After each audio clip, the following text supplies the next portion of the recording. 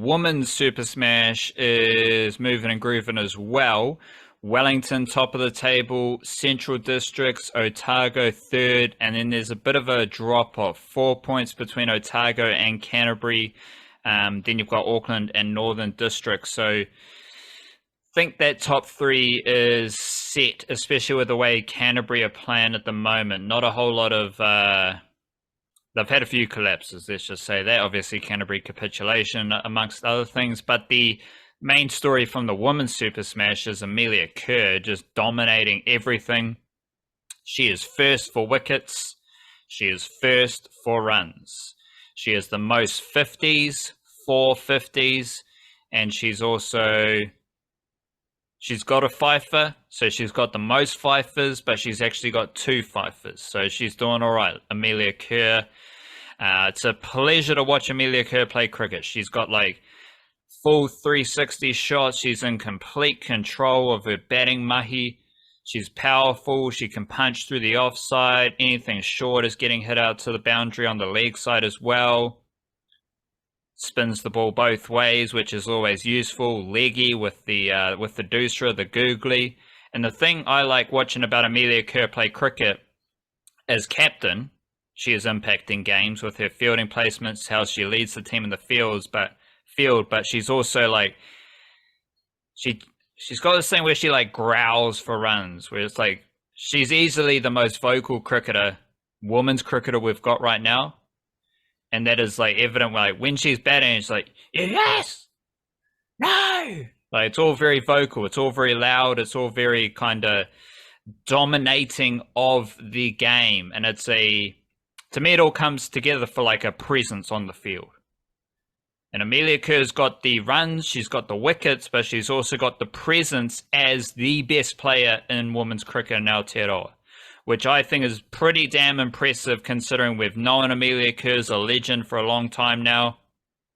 We've known about her skills, we've known about her ability, we've learned about her world-class batting, which has taken over the White Ferns, and she's emerged as the best White Ferns player kind of last year, and then coming into the Super Smash, her presence on the field, her performances, everything about what she's doing in the Super Smash is kind of solidifying herself as the dominating figure of women's cricket in Aotearoa. And it's also interesting, Amelia Kerr's performances for Wellington are coming without Sophie Devine. So Amelia Kerr is filling that void, but she also needs to like take her Blaze team with her to the finals, because that is the standard for Wellington Blaze cricketers, winning competitions, winning the Super Smash. And usually Sophie Devine is that presence. She is that dominating figure to take them to championships. But right now it's Amelia Kerr.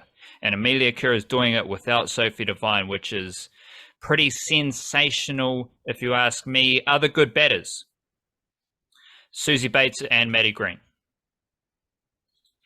They're pretty good at batting. You've got some overseas imports with Holly Armitage and Chamari Atapatu among the leading run scorers, but it's all kind of White Ferns there. You've got Amelia Kerr, Susie Bates, Maddie Green, Armitage, Kate Anderson, Frances Mackay, Georgia Plummer, Atapatu, and then Hannah Rowe. Obviously, Frances Mackay is not quite in the White Ferns mix at the moment. It's a bit unrealistic to put her in that category, even though she's got the talent. But it's good to see Kate Anderson, recent White Fern, she's scoring runs.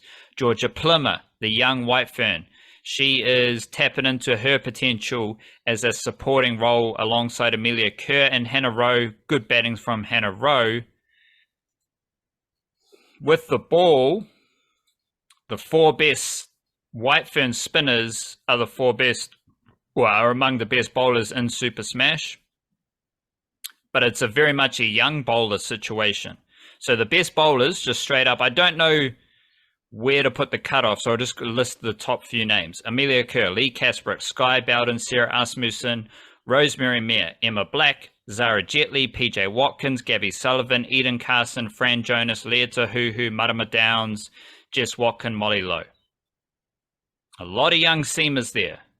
Bowden, Black, Watkins, Downs and Lowe, Sullivan. The spinners there, aside from Sarah Asmussen, the spinners are all White Ferns spinners, including Lee Kasperek, who is second to Amelia Kerr for wickets. I don't think Lee Kasperek's going to command a recall to the White Ferns as much as we wanted to. Eden Carson, Fran Jonas are also very good bowlers. So you've got 3 high-quality spinners for the White Ferns ahead of Lee Kasperek. But then that seam group's really interesting because the White Ferns seamers, aside from Leah Tahuhu primarily, the White Ferns seamers aren't really dominating Super Smash right now. But then you've got Rosemary Meir, 9 wickets. Near the top of the wicket-taking charts. She's someone to watch out for because she hasn't played for the White Ferns since 2022, but she's a pretty good bowler. She's got a bit of pace, bit of movement. She is someone to watch out for because she is playing a good cricket for CD, and the table is Wellington, CD, Otago. So Jess Kerr, the chances of her playing her best cricket in finals is high. She's got that championship pedigree with Wellington. I think she can perform pretty strongly in the finals.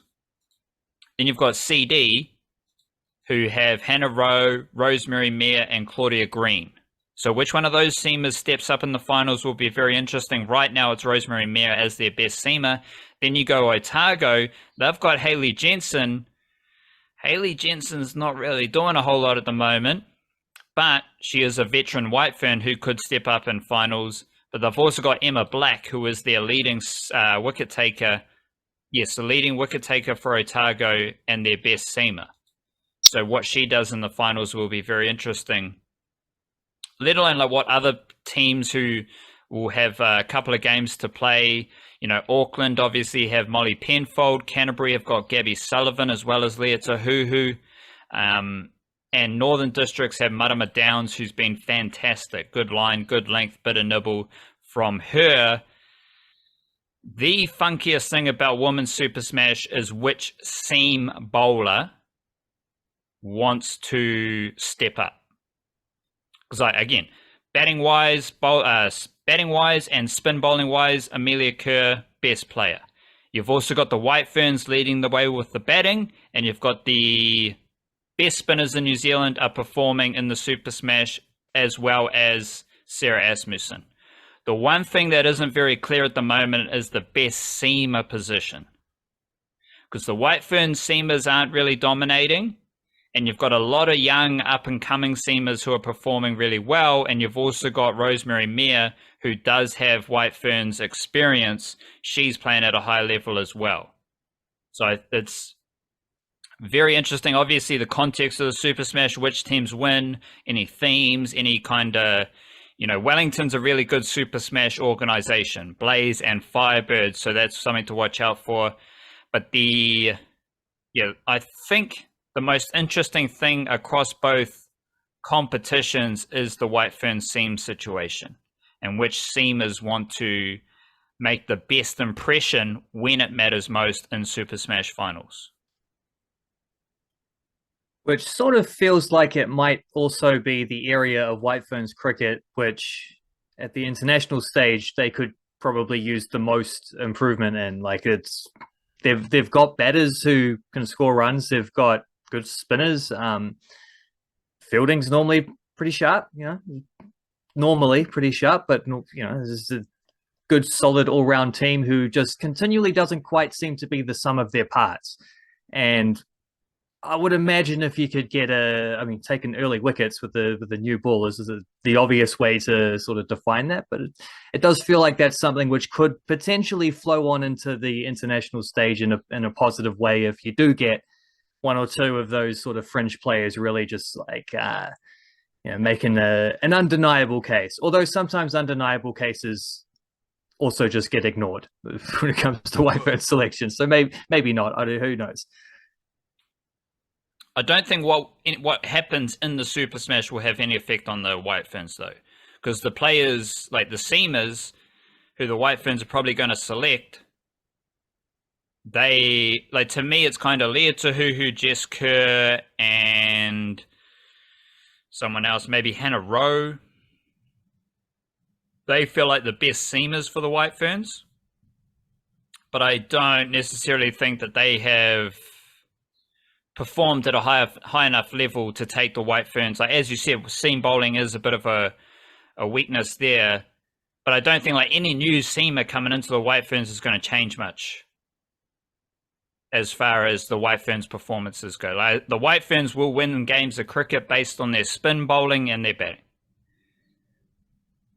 Is that just strategically, or do you think selection wise it's not going to, like, those players aren't going to be picked, or do you think it's just the players who would step up aren't going to be that far ahead of anyone else to affect things?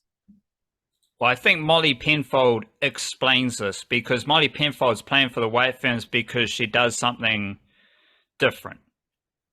She's got like an athletic prowess that is a point of difference. I don't think she's good enough to consistently play international cricket right now. Like, again, a lot of young White Ferns at the moment, they're not even dominating the Super Smash or HBJ Shield, let alone contributing to the White Ferns in international cricket. But a lot of these seamers, like, they all pretty much do the same thing. They all bowl a similar pace. Some bowl in swing, some bowl out swing. But there's not a whole lot of point of difference. Like, we're just starting to get a few lefties in. We're just starting to get a bit of pace and athleticism into the mix. So I don't think, like, if Rosemary Mayer comes into the team, I don't think she makes the White Ferns better necessarily. Even Molly Penfold, with her point of difference, she has proven that she does not make the White Ferns better. Say you want to get Sky Bowden, Gabby Sullivan, Emma Black, Marama Downs. I don't think they make the White Ferns better. Like, they need to keep performing in domestic cricket. What I'm saying, I think, is the White Ferns have the seamers to do a job right now. But I don't think there is the seam bowling talent to change the White Ferns' fortunes outside of their current group. Because if Leah Tahuhu's firing on all cylinders, that's a handful in international cricket. And Jess Kerr's skillful. Hannah Rowe's got the outswing and the height package, which is interesting. And you can kind of, if you carry Molly Penfold in the squad, you might have a bit of point of difference in the international arena. But she can get smashed by Super Smash batters, let alone like what international batters are going to do to it. The strength of the White Ferns is their spin bowling and their batting. The strength of the White Ferns is Amelia Kerr, because she's a spin bowler and she's a really good batter.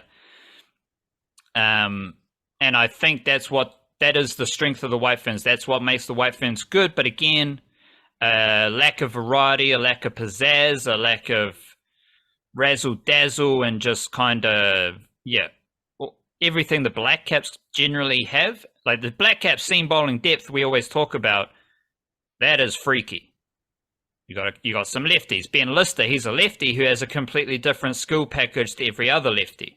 You got fast bowlers, Ben Sears, Adam Milne, Lockie Ferguson. You got quirky actions from Darfield, Henry Shipley, Zach Folks. You got Willow Rourke, Kyle Jamison, Behemoths, Matt Fisher, Slippery. Veterans, Doug Bracewell, Scott Kugelheim, Neil Wagner, Bevan Small. Like, there is... Black Cap seam bowling covers all varieties, all types, all skill sets, and there's multiple options in each kind of silo. The White Ferns just don't have that variety in their seam bowling. And that's all right. Like, that will come as women's cricket continues to grow in Aotearoa. And we've seen, now there's PJ Watkins as a lefty. Now there's Bree Illing as a lefty. Like, there are players emerging who need to keep doing it in domestic cricket to work their way into the White Ferns.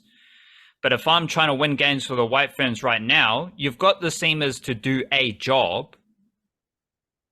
But your game winners are Amelia Kerr, Eden Carson, Fran Jonas, and then Lee Kasparek. Your game winners are Amelia Kerr, Susie Bates, Sophie Devine, Maddie Green, and then sprinkling in, Georgia Plummer, Kate Anderson, and those type of players.